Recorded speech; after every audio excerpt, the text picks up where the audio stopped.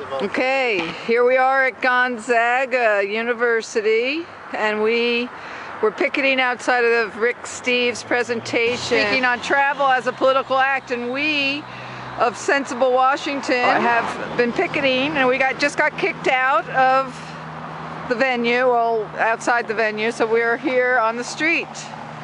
And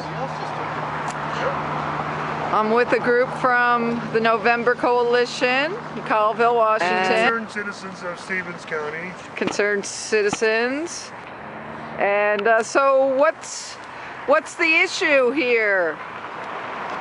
Well, we have a few questions we want to ask Rick Steves. Rick Steves is an outspoken supporter of what he calls pragmatic marijuana reform, and he's openly supported Initiative 502. And our issue is that this is not a pragmatic law. We want to ask Rick Steves if he knows if it's true that Initiative 502 would criminalize 18 to 21-year-olds who use marijuana. Does he know that it would allow possession of only 1 ounce of dry product? Does he know that it does not allow personal growing? Does he know that it will require legal purchase of marijuana only from approved stores? It will jeopardize every medical marijuana patient who drives by allowing police who pull patients over for any driving violation to order a blood test, arbitrarily defining marijuana impairment at a 5 nanogram level in the blood.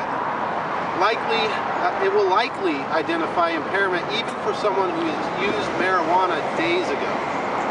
Does he know that it relies on no scientific support for a level of impairment?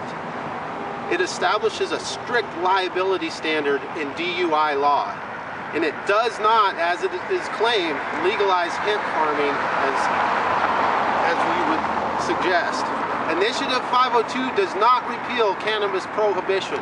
We want real reform. Yeah. Yeah. That's right. Thank you so much. All right. Well, thank you. And so, is there an initiative that would go farther than this one? Most of the people where we live support Sensible Washington.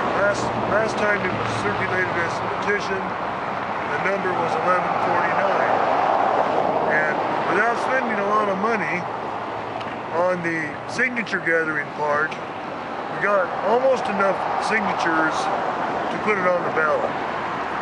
The Initiative 502 has $1 million behind it. And they're going to use that money to try to get on the ballot with their plan. We think it's sensible to try to repeal marijuana prohibition first, which is what our initiative stands for. We want all civil and criminal penalties lifted for all types of marijuana use, growing, distribution, and farming. That's a straightforward proposition.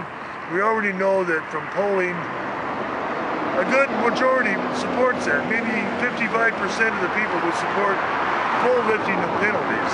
So we don't like the idea that 502 is wedging itself in here and trying to pile up some money on behalf of some large growers in the state and other people, because they won't allow any personal growing. And they would make it very dangerous for medical marijuana people who drive. So we think they have a lot of questions. We have questions that they need to give some answers to. Okay, thank you so much. And anyone else want to add anything? We say keep it simple and keep it sensible.